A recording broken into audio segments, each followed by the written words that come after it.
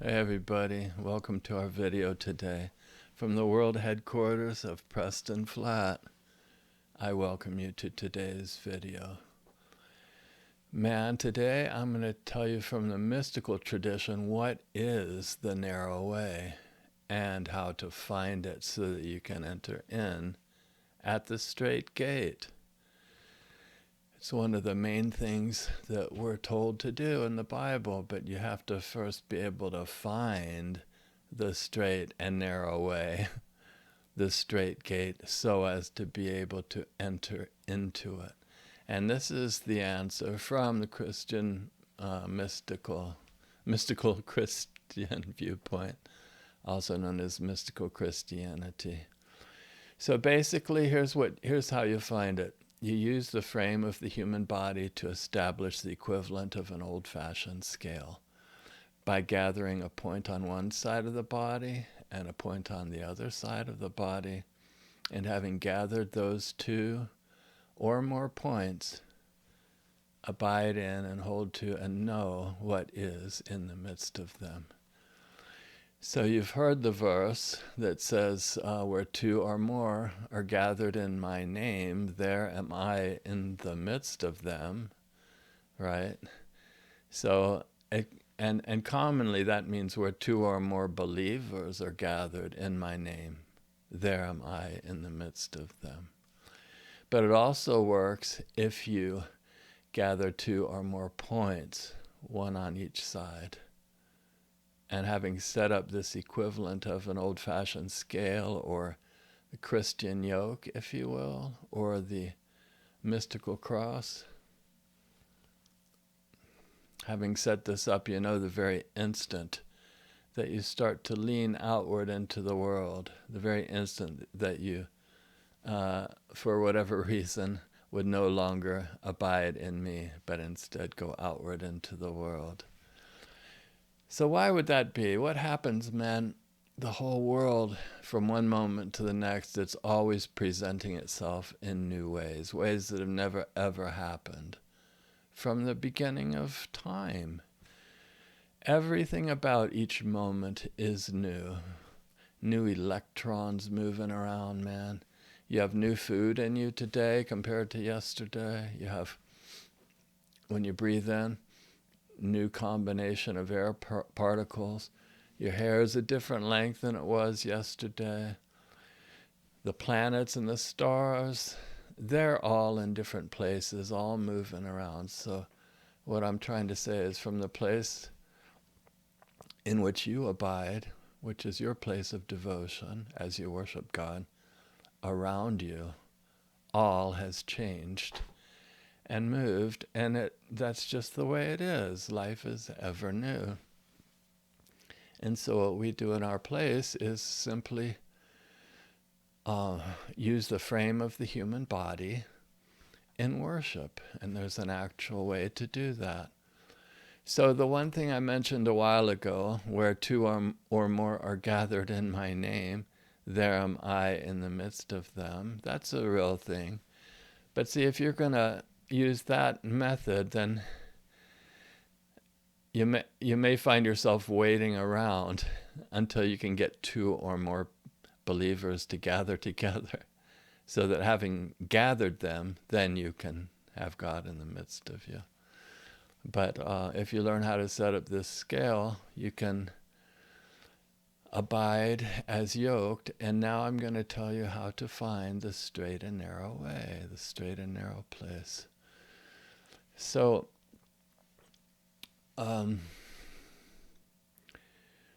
there's this thing in the world called aversion. That means you'll tend to lean away from things you don't like, right? You'll lean away from something you don't like. And then there's something called affinity, which is you lean toward what you do like. And because the world is always presenting itself to you in ever new ways, in the place where you are, accumulatively, all those presentations, even if you don't know what all of them are, but cumulatively, in total, they all, when they arrive at the place of your devotion, they will tend to invite a lean. You'll tend to find yourself leaning, right? And if you can set up the frame of the human body as a scale, as an old-fashioned yoke, you'll know the very instant that you start to lean, and then you'll be able to bring it back in real time. And then you'll be able to know with certainty the very instant that you've returned and that you're changelessly holding to the one good thing. As Jesus said, there was that story of Mary and Martha that you might remember. Jesus was simply there, right? And Mary, she was simply there too. But Mary's sister Martha, she was off to the side, doing all kinds of toilings and spinnings, trying to get things ready. And Martha said to Jesus, she said something like, "Man, you can see that I'm just working so hard trying to get things ready for us so we can have, some decent food and everything, so the place can be nice, so we can have a quality get-together. And Mary, my sister's just sitting there. Can you please tell her to come and help me?" But you might remember that Jesus said, Mary has chosen the one good thing. And so in our life, man, we have, what happens is from the place of our devotion, the world parades up before us, literally presenting itself from one moment to the next, in new combinations and new ways which have never occurred from the beginning of time. And with each unique presentation is a unique invitation to either hold to the one good thing or to go outward into the world toiling and spinning. If you go outward into the world toiling and spinning, that's what creates unfinished business. And so the way to practice is to sell all that you have for this pearl of great price, this treasure hidden in the field. And you might remember that Jesus said, where your heart is, there your treasure is too. No, where your treasure is, there your heart is also. So in mystical traditions, they use the word me or I, but not in an arrogant way, but rather referring to that place where your heart and your treasure is. So if you hear the word abide in me, it means that as the world presents itself to you, instead of going outward, chasing one thing after another in the world, toiling and spinning, taking thought for the morrow, no, you just abide in me. And in fact, that's why there is that saying from Jesus, lovest thou me more than these? I mean, you always have invitations to forsake this and to go outward. But there is this treasure hidden in the field, this thing that when a person finds, they will forsake and sell all that they have for this one pearl of great price. So what happened is you had Martha. She was toiling and spinning away, man, doing all these projects and sub-projects and all these things that, according to her thinking, she had to get that done before she could simply come and abide in me, in the presence of God, basically. When you hear the word me, don't point to me over here, but you point to your own heart, your own self.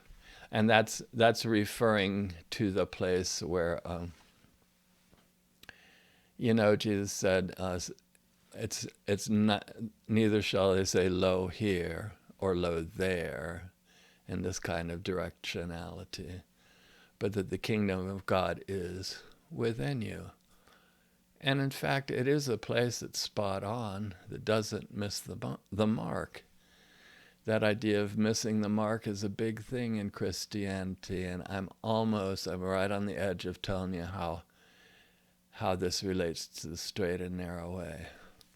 So the idea of selling all that you have, in the example of Martha had all that stuff, all the lists and sub-lists and tasks that she had to sell in order to obtain this pearl of great price, which was simply to abide in the presence of Jesus. And so it is with us, man. We have all these invitations as the world changes around us. Are we going to go out and get caught up in the world? Are we going to, in devotion, hold to and choose the one good thing, which I know it probably sounds pretty vague. So I'm going to give you a little bit more information on how to do that, how to set up the frame of the human body as a scale or as a Christian yoke.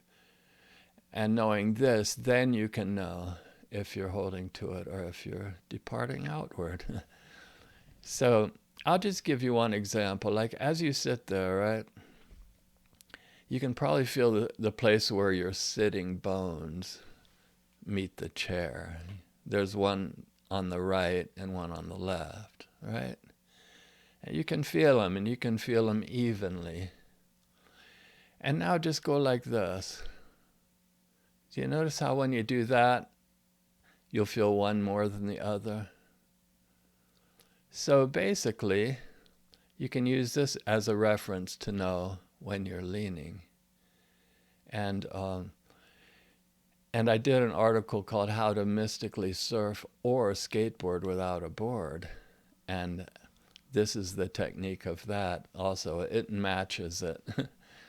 Because the place on the right and the place on the left correspond to the surfers or the skateboarders' 2 feet on the board.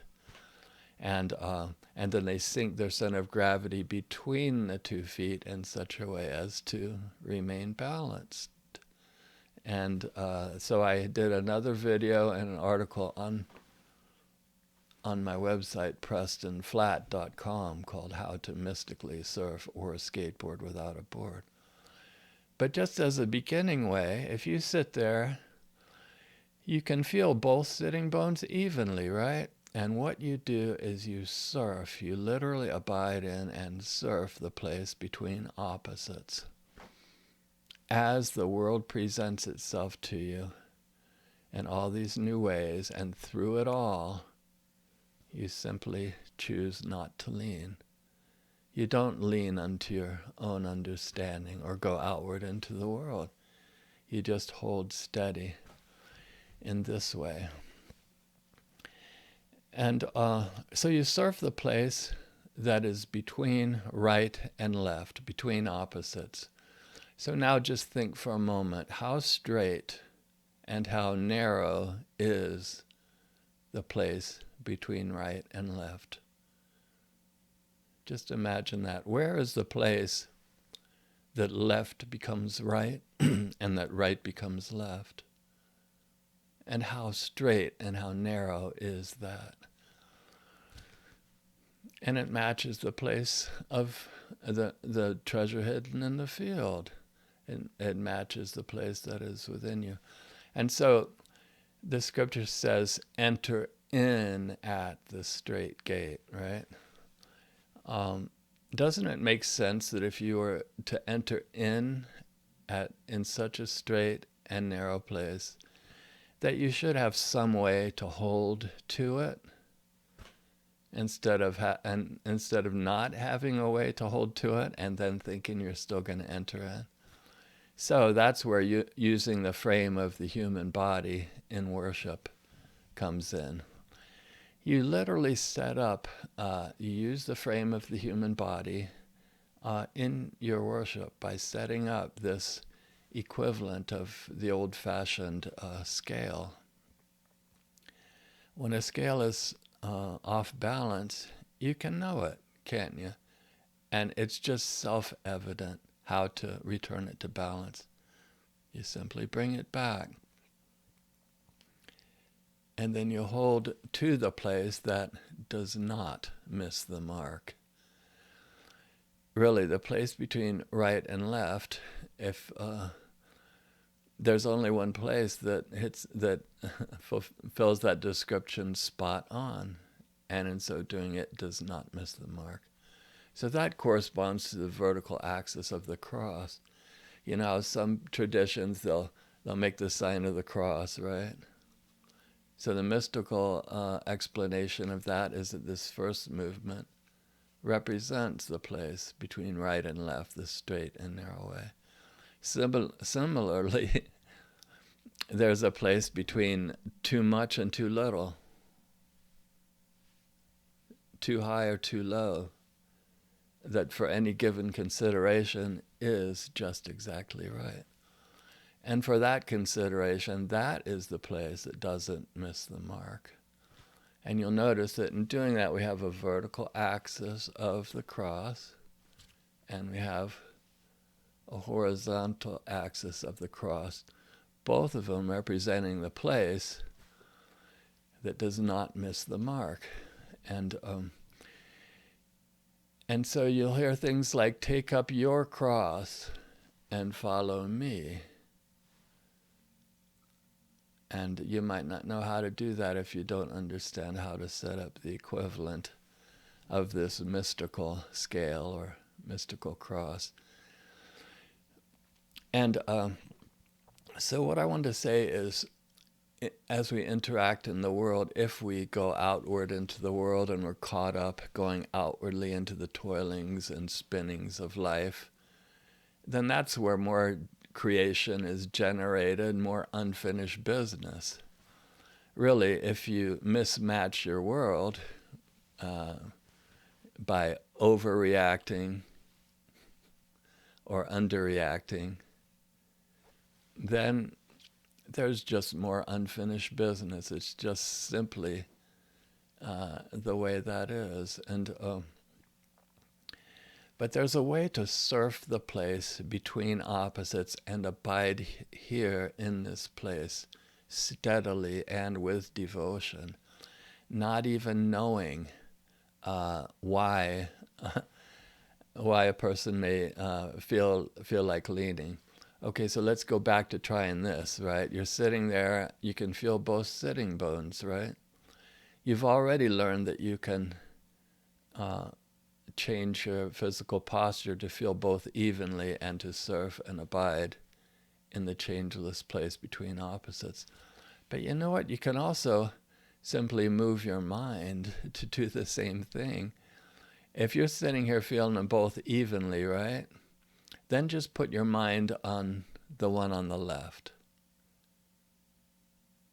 You notice how simply putting your mind on the one on the left, you'll feel that one more.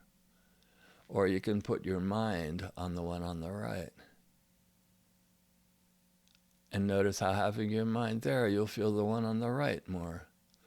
So you can do subtle changes of posture and subtly moving the mind in such a way as to hold steady and abide and hold to this one good thing. But man, this is a pretty mind-boggling thing here. Even though it seems like your mind is moving, as you do this, your mind does not move. And I'll tell you how that is. First of all, the mind is used, but it's on. Your mind is on, simply observing and holding to this changeless, pristine place that doesn't depart outward in any direction. And if you find yourself drifting off, and it takes you a while to catch that, to realize that, the return from being off course toward on track, that does not count as a movement. It's not simply that it doesn't count, but it really is not a movement, because it is exactly to return straightly and directly to the place that does not miss the mark. So other mystical traditions too, man, they'll have this idea called wu-wei, where a person is supposedly able to have no posture of their own, to come and go as the wind even, you know. And you can't even chart the person's path in the clouds or anything. That sounds like a distraction, but basically what I'm trying to say is it's possible to move and move about in the world in such a way that even though externally it looks like you're moving, you're not, because when something's off track and you turn toward the heart, toward the center, toward the place of devotion, that returning from here to here even, that does not miss the mark. So literally, this is a way that you can be in the world, in the midst of life's changes, and practice abiding in the place of the heart, the place of the treasure, and even the returnings from outward back. That does not even count as going outward into the world to stir things up. That's what I'm trying to get to.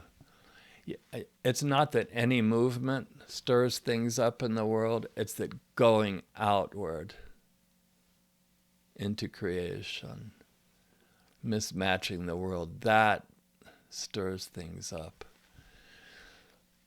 So anyway, to find the straight and narrow place, it's really a no-brainer. You just set up the equivalent of this old-fashioned scale and use the frame of the human body as a tool to know that the very instant that you start to lean, and because this scale, this mystic scale, is actually instructive, informative, you know the very instant that you go off course and exactly how much to bring it back.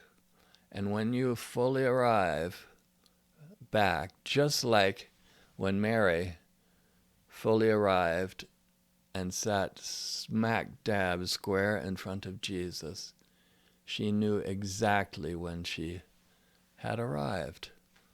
And if she was to depart from that place, she would know instantly, and she'd be able to bring it back. So there are those toilings and spinnings in the world that generate unfinished business. And I view those as similar to the story of the prodigal son. Those are like the prodigal expressions that at one time went out.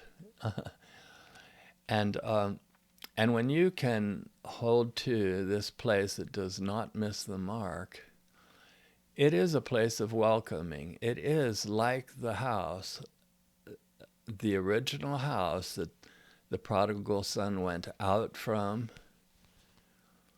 and that when he comes back to, it is still exactly there. Because this place is not only the place between right and left, the place between too much and too little, but it's also the place between other opposites too, such as the opposites of overreacting and underreacting.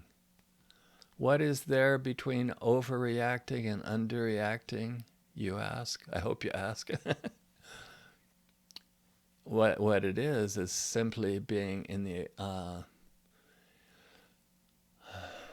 it's not overreacting, it's not underreacting, it's just exactly right.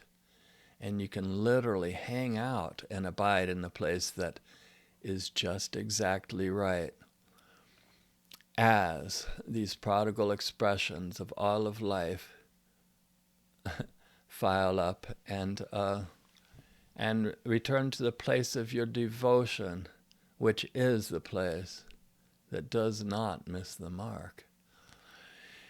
And so you practice in this way. It does involve effort.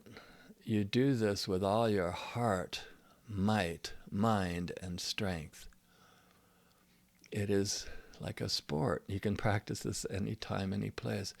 But the more you practice, now this is where the words "it is finished" come in. What I mean is, as, for example, a Christian, there are the words "it is finished." And then, well, if it's finished, why the heck are we doing all this kind of stuff? Kind of makes sense, doesn't it? Why in the world would you be doing all this stuff if it's really finished? Well, what happens is the more that you practice holding to this one good thing and loving me more than these, the more you practice this, the more eventually you realize that that which you hold to with such effort, with such surfing, that which you hold to with such effort is not different than that which you already have simply without any effort at all. Because you simply are as you are, inescapably at the place of the heart, inescapably at the ground zero of exactly where you are, the place of your devotion. And I'll tell you this, you are inescapably there. No matter what you do, you are inescapably in the place that does not miss the mark.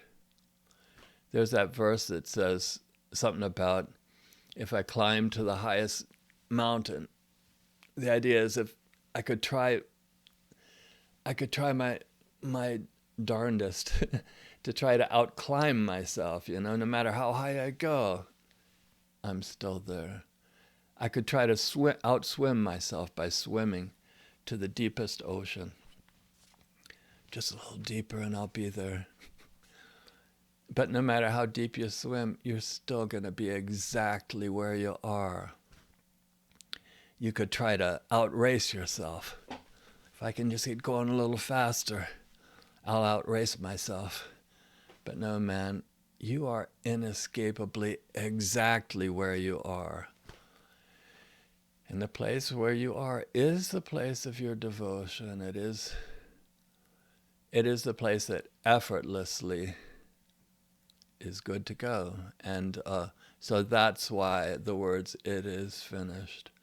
And yet, we can still practice in this way, which I view as a kind of an offering toward creation itself,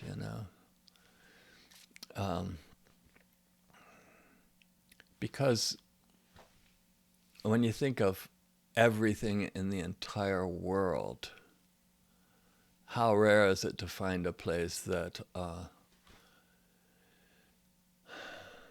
that purposely doesn't go out into the world toiling and spinning, but instead says, man, in spite of that invitation, I'm holding to you, God. In spite of that invitation, I'm not going out, I'm holding to you. And because you stay in the place that's just exactly right, that doesn't overreact and doesn't underreact, the idea of these returning prodigal expressions, right? I mean, it's common in this outer world that even there's mismatchings, right? They mismatch each other. They overreact or they underreact. But you can actually find and hold to the place that is just right, and that's the place in you, the place of your devotion, the place of that you enter into with this straight and narrow way and that you hold to, and the place that does not miss the mark. So anyway, I don't want to get too wordy because it really is not a wordy thing. You simply set up the scale and you just abide in this place no matter how the world may move and change. That's all you do. It's just that simple. The mind is still, it's on, and it takes no thought for the morrow. See, the way the mind commonly works in this world is you have one thought that follows another that follows another. So the mind itself goes outward, toiling and spinning. But with this, the mind is fully on, observing what? Observing the place that does not miss the mark. The very instant something begins to go off track, it brings it back. And that returning itself is also not a missing of the mark. Only the goings outward are. And so life returns. It files up in the place of devotion in which you sit. And you just simply answer the question that Jesus asked, lovest thou me more than these? And that's the way to practice mystical Christianity, and it's the place of the narrow way, the straight and narrow way that you can find in the place between opposites, the actual place of the heart, the actual place that, when you say me, as in abide in me, it's the place you point. But not me over here, point to yourself. And what I'm saying is there's an actual way to practice this, though, to really set up the scale and to hold to it. So if you want to learn more about how to set up the scale, I wrote about it, but I kind of did it from more of a secular, like a non-religious viewpoint. But if you check out that video, it will for sure tell you how to set up the scale. And that video and that article is called How to Mystically Surf or Skateboard Without a Board. Thank you. Please like and subscribe.